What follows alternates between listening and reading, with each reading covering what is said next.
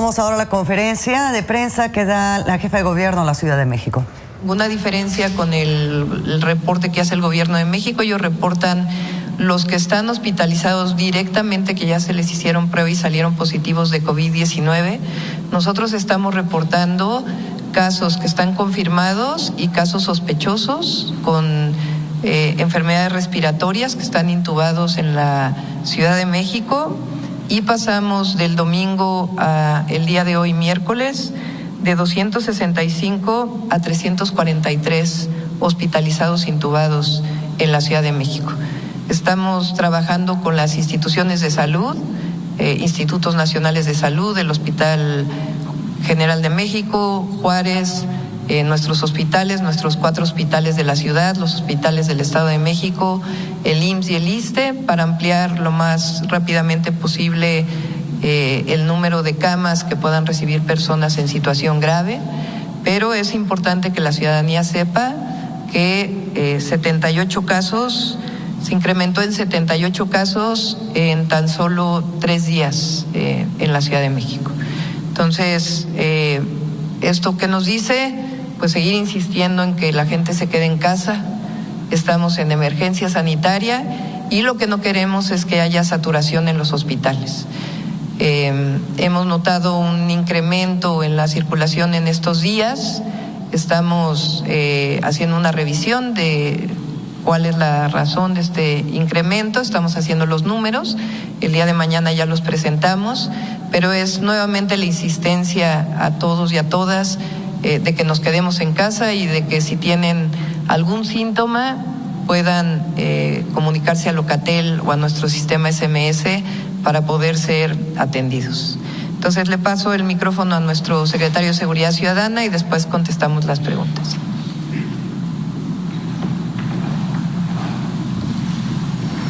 Bueno, buenos días a todas y todos. Con su permiso, jefa de gobierno.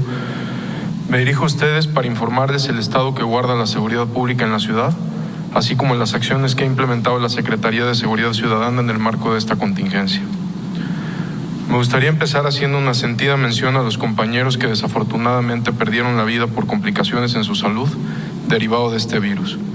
Se trata de 2 hombres entregados a su vocación de servir a la ciudadanía y comprometidos con su patria, quienes además de haber sido grandes colaboradores, fueron buenos amigos para muchos en la institución. Y también hacer referencia a nuestro compañero que perdió la vida el pasado 9 de abril cuando enfrentó a un delincuente en la alcaldía Álvaro Obregón, quien le disparó, causó lesiones que derivaron en su muerte. También el delincuente murió. A los familiares y demás deudos de esos compañeros queremos extenderles un fraternal abrazo y expresarles nuestras condolencias por su sensible fallecimiento. En su momento tendrán honores como los grandes compañeros que fueron en su momento, pasando esta contingencia. Quisiera informarles sobre el estado que guarda la seguridad pública hoy. Todos los sectores y grupos especiales de la policía se encuentran trabajando y atendiendo cada uno de los temas de seguridad. Se continúan con los trabajos de investigación de gabinete y campo, orientados a identificar a los generadores de violencia y sus zonas de operación con la finalidad de lograr su detención. Hemos reforzado la vigilancia en algunas zonas y a través de trabajos coordinados con la Fiscalía General de Justicia de la Ciudad de México ha habido resultados favorables. Dentro de estas acciones operativas destacan algunos eventos relevantes, como las órdenes de cateo que fueron cumplimentadas el día de ayer en diversas colonias de la alcaldía Miguel Hidalgo, donde fueron detenidas 10 personas en posesión de una gran cantidad de estupefacientes. Estas detenciones son resultado del seguimiento que se dio a los eventos ocurridos el pasado 4 de abril del 2020 en las colonias Anáhuac y Pensil, ambas pertenecientes a Miguel Hidalgo, en donde resultaron 2 personas fallecidas y 10 lesionados. A la fecha, la Secretaría ha detenido 28 personas vinculadas con estos actos. Durante este periodo también de emergencia sanitaria, algunos grupos de vándalos y delincuentes de la zona buscaron aprovechar una situación para cometer delitos. Gracias al esfuerzo también de los empresarios, de las tiendas de conveniencia y de la participación ciudadana, se han podido frustrar muchas de estas malas intenciones. Al día de hoy se han detenido más de 150 personas relacionadas con robos, intentos de saqueo, robo a negocio. Hasta el momento no hemos tenido saqueos de alimentos o de necesidades básicas. En su mayoría se ha recuperado mercancía como bebidas alcohólicas o refrescantes, cigarros, botanas o en algunos casos teléfonos y ropa. Queremos asegurarles que seguiremos con estas acciones y que permanecerá el despliegue permanente de la policía por parte de la Secretaría de Seguridad Ciudadana. Todos los días se realizan recorridos y vigilancias permanentes en las 16 alcaldías para inhibir este y otros delitos. Además, la Policía Cibernética continúa con los patrullajes en la red pública de Internet para detectar a aquellos que invitan a la gente a cometer saqueos, como también ya hemos realizado detenciones desde antes que vayan a cometer estos ilícitos. Ahora se suma a esta coordinación la Guardia Nacional, quien ya se encontraba en algunas colonias de alta incidencia. También Sedena y Marina nos están apoyando en ciertas alcaldías y en ciertas colonias. Quisiera dejar claro que esto es en apoyo a la Secretaría de Seguridad Ciudadana. Ni los patrullajes de Sedena y de Marina que nos están apoyando van solos, en todo momento van acompañados por parte de elementos de la Secretaría de Seguridad Ciudadana en apoyo a los compañeros, no en sustitución. Los policías de la Secretaría de Seguridad Ciudadana en este contexto se han coordinado operativos con Guardia Nacional, Sedena y Marina, principalmente en las alcaldías Tláhuac, Xochimilco, Coyoacán, Tlalpan, Azcapotzalco, Miguel Hidalgo y la zona limítrofe con el Estado de México. En seguimiento a las recomendaciones y a las instrucciones giradas por la jefa de gobierno, desde el pasado 18 de marzo, todo el personal que estuviera dentro de los grupos vulnerables o que corrían más riesgo de contraer este virus, se fueron a trabajar desde su casa, en la medida de lo posible. Los compañeros operativos están aislados, los que eran población vulnerable. Desde esa fecha, mujeres embarazadas o en periodo de lactancia, personal con diabetes, hipertensión arterial o enfermedades crónicas ya no se encuentran en sus centros de trabajo. Esto sumó 1,400 policías, los que se encuentran hoy en sus domicilios, entre personal administrativo y operativo. Además, se han intensificado las labores de limpieza, se limpian patrullas, motocicletas, uniformes, armas, esposas, se sanitizan las sedes, muchas veces con apoyo de las alcaldías, el mobiliario también, se han repartido cubrebocas, mascarillas, gel antibacterial para proteger a todos los policías que salen a la calle. Al día de hoy tenemos 20 policías aislados por estar confirmados de que están infectados con el virus, quienes se encuentran en este momento bajo observación médica y a quienes se les da seguimiento caso por caso con la Secretaría de Salud.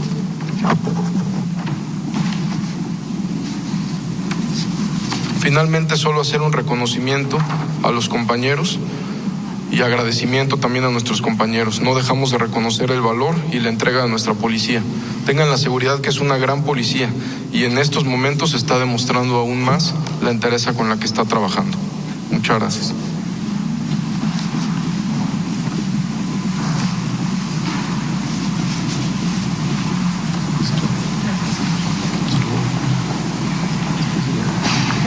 Quiero mencionar el nombre de nuestros compañeros, dos de ellos fallecidos recientemente, nuestro apoyo, solidaridad a sus familias, Víctor Manuel Ortiz Márquez y Efraín Santillán Morales, los dos fallecidos por enfermedad, por COVID-19, y nuestro compañero Gustavo Popocatl Sánchez, que falleció en un disparo haciendo las labores de los policías de la Ciudad de México. Ahora sí contestamos a sus preguntas. Iniciamos ronda de preguntas y respuestas. Jorge Almazán, de Milenio. ¿Cómo está, doctor? ¿Cómo está, secretario? Buenas tardes. Bueno, hay algunas cuestiones de cuestión. Primero, vamos por lo de los que están intubados. Más bien los que ya fallecieron en la Ciudad de México. Lamentablemente, bueno, pues que la cifra que se dio ayer era, entre ayer y hoy fallecieron 28 personas. Usted nos ha dicho que no todas precisamente han vivido en la ciudad. Estamos hablando de, finalmente 28 más. Esto no podría orillar a que la gente se confundiera. ¿No sería mejor que dieran cuánta gente vivía en la Ciudad de México y cuánta gente ha venido de otras ciudades? Porque si no, estaríamos viendo, finalmente la Ciudad de México va a ser la que siempre va a mantener el repunte en todo, en fallecidos, en enfermos y demás, por ser la ciudad más grande del país. Sin embargo, ¿no sería posible que nos dividieran cuántos son de la ciudad y cuántos vinieron de otras entidades y que lamentablemente fallecieron aquí? Sí, podemos buscar ese número. La ciudad siempre ha sido solidaria, tiene abiertas sus puertas y los hospitales de la Ciudad de México reciben personas, particularmente los institutos nacionales de salud de la ciudad, obviamente de la zona metropolitana del Valle de México, del Estado de México, pero también personas de otros estados de la República. Y así debe ser, porque los hospitales están para atender a cualquier persona. Entonces, vamos a ver si podemos dar los números, pero es importante que se conozca que son los fallecidos en la Ciudad de México. Ok, ahora, en cuestión de seguridad, si nos pudieran decir entonces, ¿cuántos elementos de la Secretaría están trabajando después de haberse ido más de 1,000 personas de descanso por alguna otra razón que tenga que ver con el COVID? En este momento, ¿cuántos elementos efectivos están trabajando en las calles? El despliegue en la Secretaría de Seguridad Ciudadana, el despliegue diario que tenemos para cuidar las alcaldías no varía en nada. ¿Por qué? Le explico. De esos 1,400 compañeros que se fueron a sus casas, no todos son operativos, no todos son de sectores, no todos están asignados a las alcaldías. Los compañeros que salen o que se tuvieron que ir de su casa, que son operativos y que pertenecen a un sector, es decir, que están algunas colonias asignadas o alguna alcaldía, son apoyados o sustituidos de manera temporal por los compañeros de agrupamientos. Es decir, la Secretaría tiene muchas áreas con que por el momento podemos sustituir a los compañeros, que es la prioridad, la gente que está en los sectores, es decir, los que atienden los llamados del día al día. Lo que le puedo decir es cuántos no están trabajando, que son estos 1,400. Estos 1,400 son los que no están trabajando. De ahí en fuera continuamos con el despliegue todos los días, que siempre están entre 6,000 y 6,500 compañeros. Ok, en ese sentido, entonces, ¿cuándo empiezan las labores la Sedena y la Marina en apoyo a estos patrullajes? Y ellos tienen ellos podrían detener a la delincuencia, o necesariamente, si por ejemplo un marino o un soldado detuviera a alguien en fragancia, un abogado podría decir que no lo detuvo la policía, que lo tuvo alguien, un militar. Esto no podría contravenir en alguna cuestión dentro de la ley, ya dentro de los juzgados. No, de hecho los protocolos de detención cuando hay Fuerzas Armadas apoyando a una autoridad civil son muy claros. Los primeros respondientes somos nosotros, la Secretaría de Seguridad Ciudadana. Por eso comentaba al inicio que va el patrullaje de Secretaría de Marina, pero siempre va de Secretaría de la Defensa Nacional, o de la Secretaría de Marina, pero siempre van acompañados por elementos de la Secretaría de Seguridad Ciudadana. En dado caso, como usted lo comenta, si físicamente un elemento de SEMAR o de Sedena detiene, no pasa nada, se asienta tal cual en el informe policial homologado, y quien firma la puesta a disposición es el policía como primer respondiente. Tal cual fue la acción en conjunto. Ok, perfecto. Y finalmente, secretario, con usted, ya sabemos si el primer policía que falleció, cómo se contagió, sabemos cómo se contagió el segundo policía que falleció y cómo se contagiaron los 20 que hoy están con este protocolo de aislamiento, sobre todo porque causó mucha polémica precisamente la primera persona que falleció, porque supuestamente fue dentro o por estar en el Festival de Música Vive Latino. No sé si ya se tengan estos resultados. En el primer caso que usted comenta, donde subió mucho que había estado en el Vive Latino, él era escolta de uno de los mandos de ese sector. Él cubrió ese servicio por fuera, ni siquiera ingresó al Vive Latino, es decir, y platicando con la secretaria de Salud, nos comentaba que era prácticamente imposible saber si se contagió ahí o dónde se contagió. Es decir, porque ahí había muchos compañeros que hasta la fecha no están ni aislados ni con síntomas, y eso ya pasó el tiempo considerable, ya pasó un mes. Entonces no podríamos decir en dónde se contagió el primer compañero, lamentablemente no podríamos. Lo que podemos asegurar es que hubo muchos policías cubriendo el Vive Latino, muchos, me refiero a docenas de compañeros, y que ni uno solo no está ni siquiera aislado o infectado. Y de los otros, el segundo policía que falleció y los que están hoy con este protocolo de aislamiento, ¿sabemos cómo se infectaron? No sabemos con precisión cómo se infectaron. Es muy difícil saber cuándo una persona se infecta como tal o dónde se infectó.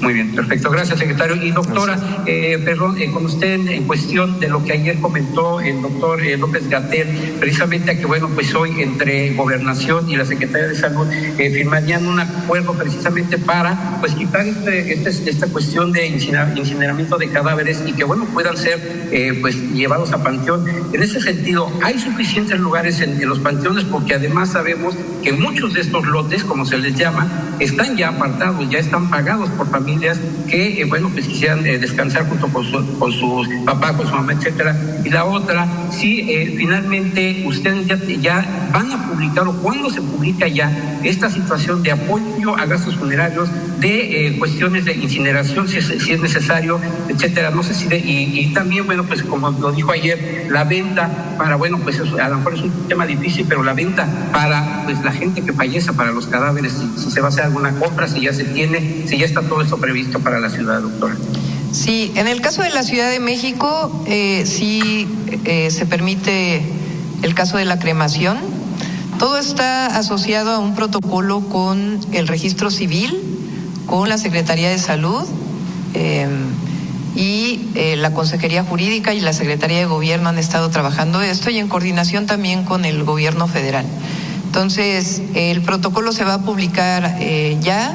Estábamos nada más en algunos detalles de algún personal que tenemos que fortalecer en algunas áreas para que todo quede bien establecido, y ya está considerado, se ha hablado ya prácticamente con todas las empresas privadas que se dedican a este tema, y están todas las instituciones de gobierno perfectamente establecidas, los protocolos en caso de que una persona fallezca en su casa, en el hospital o inclusive en la vía pública, todo está establecido, y ya pues quizá mañana es jueves, quizá el viernes ya se pueda presentar ante ustedes para que se conozca el protocolo y se pueda publicar el mismo viernes para que lo conozcan. Es algo obviamente doloroso, de lo que uno tiene que hablar, pero finalmente hay que estar preparado para todas estas situaciones que hemos visto en otras ciudades.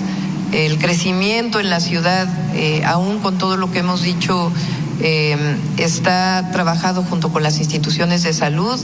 En la medida que vaya creciendo, se va a ir incrementando las instituciones de salud para que se pueda atender a las personas. El tema del aislamiento social, el aislamiento físico, dice el doctor Juan Ramón de la Fuente en un artículo que publicó recientemente, de que no habláramos de aislamiento social porque podemos estar socialmente comunicados inclusive por nuestros teléfonos celulares, que más bien es un aislamiento físico. Entonces, todo esto está tomado en cuenta, y el tema de los decesos, que aun cuando es un tema doloroso, de todas maneras tenemos que estar preparados. Entonces, ya están los protocolos, estamos reforzando algunas áreas del gobierno, y esta misma semana saldrá publicado y se los podrá presentar la Secretaría de Gobierno y el consejero jurídico, que son quienes han estado coordinando estos temas. Pero en la ciudad el tema de la cremación sí es factible, siempre y cuando lleve todo su proceso con el registro civil. Y es decir, en los panteones, entonces, ¿sí hay lugares disponibles además de los que ya pudieran estar en venta? Sí, todo esto tiene que ver con la contención que estamos llamando en la ciudad y a nivel nacional, con la emergencia sanitaria. Lo que no queremos es que se desborde ni la capacidad hospitalaria ni el número de decesos. Y en esa perspectiva está trabajado en los protocolos. Perfecto, gracias, doctor. Buenas tardes. Continuamos con Georgina Olson de Excelsior. Buenos días. Primero que nada, una pregunta para el secretario de Seguridad Ciudadana, si me permite. La pregunta primera es: ¿cuándo van a desplegar a los elementos de Sedena y Marina a estas 9 alcaldías? ¿Y qué delitos les preocupa más que se puedan detonar en los próximos días? Bueno, ellos ya nos están apoyando desde desde la semana pasada, perdón. Ellos ya iniciaron un despliegue, los patrullajes ya está la coordinación con ellos. Y los delitos que más nos preocupan, bueno, son varios. Es desde robo de vehículo sin violencia, al no haber gente, dejan los coches mucho tiempo estacionados, pues es propenso a que se roben el vehículo. No hemos tenido un incremento en esto, sino todo lo contrario. Pues son varios, son los mismos delitos. En realidad no cambia digamos, los delitos a los que les ponemos interés, son los mismos. Son los delitos que conocemos como alto impacto, que es delito, es robo a transeúnte, robo en transporte público, robo a cuentaviente. Son los mismos delitos que seguimos atendiendo. Homicidio, narcomenudeo. Es decir, la Secretaría no ha cambiado ni la manera de atender los delitos, ni el patrullaje, ni el despliegue constante. Seguimos trabajando igual, con más precauciones obviamente, pero de manera como siempre ha trabajado la Secretaría. Brevemente, ayer hubo una balacera en Héroes de Padierna con armas largas y hemos visto varios hechos de violencia al sur de la ciudad. Preguntarle si se podría estar hablando de que el crimen organizado se está moviendo hacia el sur y está actuando más en el sur de la ciudad. No, porque mire, tuvimos 2 eventos similares. El de Miguel Hidalgo del 4 de abril, donde también hubo involucrado este tipo de armas, y del 4 de abril a la fecha, que es lo que hicimos, son operaciones constantes. Ayer fueron las últimas, 8 acciones simultáneas que derivan en 28 detenidos. Lo mismo vamos a hacer al sur, a realizar al sur de la ciudad. Son problemas de narcomenudistas que sin lugar a dudas los vamos a detener, como detuvimos a estas personas de Miguel Hidalgo. No son grupos que estén migrando de una alcaldía a otra, no, son los grupos, digamos que esos grupos de Padierna son los que han estado ahí y los que vamos a detener próximamente. Y rápidamente decía que tenían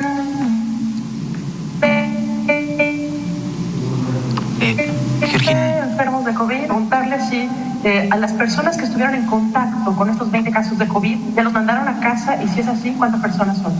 Tenemos varias personas aisladas, bueno, entre esos 1,400 que se fueron a su casa por ser propensos, también tenemos más de 250 personas aisladas, sin síntomas, sin ningún síntoma, pero de manera preventiva las enviamos a sus casas si es que tuvieron contacto con algún compañero. Son 256. 1,400 más estas 200. 1,400 que mandamos cuando la jefa de gobierno dio la instrucción que todas las personas que tuvieran diabetes, hipertensos, etcétera, esos son los que se fueron. Y después de estos 20 contagiados, las personas que han tenido contacto suman 256 personas que también enviamos a sus casas. Perfecto. Y si me permite 2 preguntas para la doctora Sheinbaum. Muchísimas gracias. La primera tiene que ver con quería preguntarle el número de camas disponibles para atender pacientes de COVID. Ya nos había dicho usted que eran 400 en la ciudad, 700 del IMSS. Pero no sé si usted sepa cuántas tiene el ISSSTE en la Ciudad de México para hacer un gran total de camas disponibles. Sí lo sabemos. Justamente no hemos dado toda la información porque estamos checando. Diariamente ellos están incorporando tanto personal como número de ventiladores. Estamos ya cerrando los números, para eso son las reuniones diarias que tenemos con la información que nos están proporcionando de cada hospital. Entonces, nosotros queremos el día de mañana, yo creo que sí lo vamos a poder hacer ya, anunciar a todos los habitantes de la Ciudad de México todos los hospitales que están disponibles, inclusive en la zona metropolitana, en coordinación con el gobernador del Estado de México, para que se conozcan cuáles son los hospitales disponibles, cuáles tienen problemas de cercanía a su saturación y cuáles son a los que se puede dirigir los habitantes de la Ciudad de México. Ya tenemos prácticamente esa aplicación, inclusive estaría dentro de la aplicación de la Ciudad de México. Hospitales COVID-19, y ahí ya vendría también, podríamos darles la información de cómo ir creciendo la capacidad hospitalaria. Esto es algo, ustedes saben que he estado yendo recientemente a la conferencia de prensa, que en esta ocasión, acompañando a la jefa de gobierno capitalino, estuvo Omar García Harfuch, secretario de Seguridad Ciudadana, hablando sobre las acciones que se están estableciendo tanto de salubridad como de seguridad en la Ciudad de México dentro de esta pandemia. Afirma de que se despliegan entre 6,000 a 6,500 elementos en las alcaldías y 1,400 de elementos de la Secretaría de Seguridad no están trabajando, pero ellos no desempeñan labor de campo, por así decirlo. Así que, pues bueno, a grandes rasgos, esto es lo que ha pasado en temas de seguridad en la Secretaría de la Ciudad de México, Secretaría de Seguridad de la Ciudad de México.